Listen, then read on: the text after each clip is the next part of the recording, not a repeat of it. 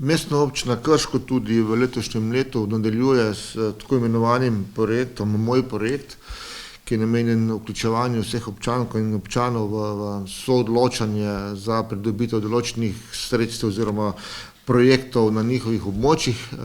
Ta namen je občina Krško kot taka, lahko rečemo, razdeljena na 7 območij po posameznih krajevnih skupnostih in za posamezno območje je namenjenih 210 tisoč evrov.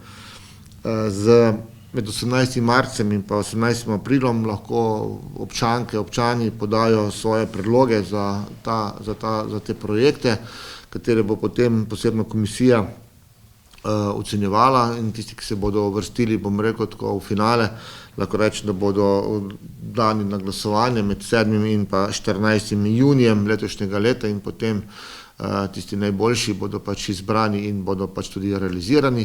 Lahko rečem, da trenutno smo v fazi realizacije projektov iz prejšnjega leta, ki je bilo izbranih 27 projektov od 37 predlaganih. Vsi te projekti so razpršeni po celih območju, na celem območju naše mestne občine. Sem pa vesel, da so tudi v zadnjem času se pojavljali ideje in pa predlogi in pa tudi izbrani projekti, ne samo več iz športnega dela, bom rekel, razvoja občank in občanov, temveč tudi od varnosti in pa zdravja. Tako da, kar se tega tiče, se mi zdi pozitivno gre v tej smeri naprej. Območja so razdeljena tako, da je posamezni projekti pridejo enakomerno na celo območje